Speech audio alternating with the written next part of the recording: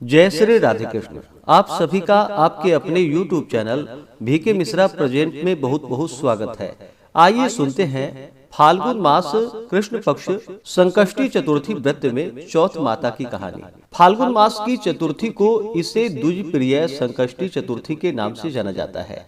इस दिन विशेष प्रकार से भगवान गणेश जी का चौथ माता का पूजन करना चाहिए और फिर चंद्रोदय होने के बाद चंद्र देवता को अर्घ्य प्रदान करना चाहिए। इस दौरान कथा आदि का श्रवण करना चाहिए। इससे भगवान गणेश जी चौथ माता अपने भक्तों के सभी प्रकार के दुख और कष्टों को दूर कर देते हैं तथा सभी प्रकार के पुत्र धन सुख और समृद्धि का आशीर्वाद प्रदान करते हैं। तो आइए सुनते हैं फाल्गुन मास कृष्ण पक्ष में चौथ माता की कहानी। तो बोलिए प्रेम से चौथ माता की जय, भगवान गणेश की जय, सर्व देवी देवता की जय। कथा के अनुसार एक नगर में एक बूढ़ी माँ रहती थी। वह अपने बेटे की सलामती के लिए 12 महीनों की चौथ का व्रत किया करती थी। हर चौथ को पंसारी से थोड़ा सा गुड़ और घी लाकर 4 लड्डू बनाती, एक बेटे को देती, एक से पूजा करती, एक हथकार के लिए निकालती और एक चांद उगने पर खुद खा लेती थी। एक बार उसका बेटा ताई से मिलने के लिए गया। ताई ने चौथ का व्रत रखा था। ताई ने पूछा, माँ तो 12 चौथ का व्रत करती है। ताई बोली, तेरी माँ तेरी कमाई से तरमाल खाने के लिए 12 चौथ का व्रत करती है। तू परदेश जाए तो वह एक भी चौथ का व्रत नहीं करेगी। लड़के को लगा कि ताई सच कह रही है। घर आकर माँ से कहा, माँ मैं परदेश जा रहा हूँ, यहाँ तू मेरी कमाई खाने पीने में ही उड़ा देती है। माँ ने समझाया, रोकना चाहा, पर बेटा नहीं माना। माँ ने उसे साथ ले जाने के लिए चौथ माता के आंखें दिए और कहा कि मुसीबत में ये आंखें तेरी मदद करेंगे। वह आंखें लेकर रवाना हो गया। घूमते घूमते एक नगर में जा पहुंचा। उसने देखा एक बूढ़ी माँ रोती जा रही थी और पुआ बनाते जा रही थी। उसने कारण पूछा तो बूढ़ी माँ ने कहा, बेटा इस नगर की पहाड़ी पर एक दैत्य रहता है। पहले वह नगर में आकर कई लोगों को खाने के लिए मार देता था। अब राजा हर घर से एक आदमी दैत्य के पास भेजता है और आज मेरे बेटे की बारी है, इसलिए मैं रो रही हूँ और उसी के लिए पुए भी बना रही हूँ।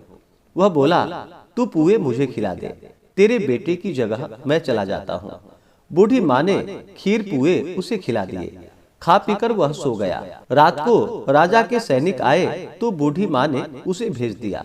दैत्य के सामने पहुंचने पर उसने चौथ माता की आंखें दैत्य की तरफ फेंक कर कहा कि हे चौथ माता, यदि मेरी माँ मेरी सलामती के लिए व्रत करती है तो दैत्य का सिर कटकर गिर जाए।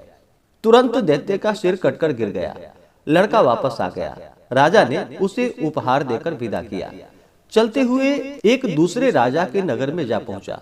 इस राज्य में आवा तभी पकता था जब एक इंसान की बलि दी जाती थी। सिपाहियों ने उसे पकड़कर आवे में चुन दिया। लड़के ने आंखें आबे में डाल दिए और कहा कि हे चौथ माता, यदि मेरी माँ मेरे लिए व्रत करती है तो आवा मेरी बलि लिए बिना ही झट से पक जाए। आवा तुरंत पक गया। आबे में मिट्टी की जगह सोना चांदी के बर्तन निकले। अंदर से लड़का बोला, बर्तन धीरे धीरे निकालना, मुझे लग न जाए। राजा ने उसे निकलवाया और पूछा, इस आबे से तुम बच कैसे गए? लड़के ने बतलाया कि उसकी माँ चौथ माता का व्रत करती है, व्रत के कारण ही वह बच पाया। राजा को विश्वास नहीं हुआ। उसने एक चांदी की सुराही मंगवाई और कहा कि सुराही की नली से निकल कर दिखाओ, तभी मुझे विश्वास होगा। लड़के ने चौथ माता को याद करके आंखें सुराही में डाल दी और कहा कि मैं भंवरा बनूं, सुराही से बाहर निकलूं। लड़का भंवरा बनकर सुराही से बाहर निकल गया। राजा ने खुश होकर राजकुमारी की शादी उसके साथ करवाई और सभी लोग को चौथ माता का व्रत करने को कहा। उसे माँ की याद आई। उसने राजा के पास जाकर खुद के नगर जाने की इच्छा प्रकट की। राजा ने रथ, घोड़ा, हाथी और खूब सारा दान दहेज देकर उसे विदा किया। चौथ के दिन अपने नगर पहुंचा। वह अकेला पंसारी के यहाँ माँ का इंतजार करने लगा। सोचा चौथ है तो माँ यहाँ पर जरूर आएगी। थोड़ी देर बाद लकड़ी टेकती हुई माँ आती दिखाई पड़ी। बेटा माँ के चरणों में गिर पड़ा। कहा, माँ मैं तेरा बेटा हूँ, मुझे माफ कर दो। माँ ने उसे गले से लगा लिया। लोग चौथ माता की जय जयकार करने लगे। उस नगर के सभी लोग चौथ माता का व्रत करने लगे। हे चौथ माता, जैसे बूढ़ी माँ और उसके बेटे की सहायता की, वैसे ही हमारी भी करना।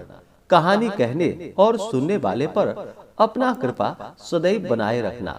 तो बोलिए प्रेम से चौथ माता की जय, भगवान गणेश की जय, सर्व देवी देवता की जय। इस बार फाल्गुन मास कृष्ण पक्ष में संकष्टी चतुर्थी का व्रत, जो कि 5 फरवरी 2026 दिन गुरुवार को पड़ा है। कृष्ण पक्ष की चतुर्थी तिथि प्रारंभ समय 4 फरवरी 2026 दिन बुधवार रात्रि 12:11 और चतुर्थी तिथि की जो समाप्ति है वह 5 फरवरी 2026 दिन गुरुवार रात्रि 12:24 पे चतुर्थी तिथि की समाप्ति है।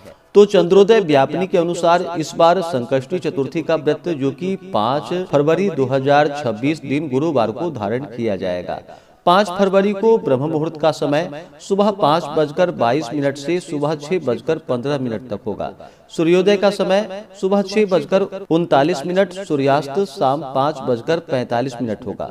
राहु काल का समय दोपहर 1:35 से दोपहर 2:58 तक होगा। राहु काल समय के दौरान कोई भी शुभ कार्य या नया कार्य नहीं करना चाहिए, इस बात का ध्यान रखें। प्रातः काल पूजा का शुभ मुहूर्त सुबह 7:07 से सुबह 8:29 तक होगा। शाम को पूजा का शुभ मुहूर्त शाम 6:03 से रात्रि 9:19 होगा। चंद्र दर्शन का समय चंद्रोदय का समय, जो कि 5 फरवरी को रात्रि 9:11 होगा। नक्षत्र उत्तरा फाल्गुनी होगा रात्रि 10:57 तक। उसके बाद हस्त नक्षत्र होगा। योग शुकर्मा होगा रात्रि 12:04 तक। उसके बाद धृति योग होगा। जो भी संकष्टी चतुर्थी का व्रत धारण करते हैं उन्हें इस दिन प्रातः काल उठ करके स्नान आदि करके शुद्ध वस्त्र धारण करके भगवान गणेश जी का सुबह के समय में और शाम के समय में विशेष प्रकार से चंद्रोदय से कुछ पूर्व ही स्नान आदि करके शुद्ध वस्त्र धारण करके भगवान गणेश जी का साथ में चौथ माता का पूजन करे। इस दिन गंध पुष्प धूप दीप आदि से पूजन करे। भगवान को अनेक प्रकार के नैवेद्य आदि का भोग लगाए, विशेष करके मोदक आदि का भगवान गणेश जी को भोग लगाए। उन्हें दुर्वा दल और सिंदूर अवश्य ही अर्पित करे। भगवान गणेश जी और हनुमान जी को जो कि सिंदूर अवश्य ही अर्पित करनी चाहिए, इससे भगवान अति प्रसन्न होते हैं।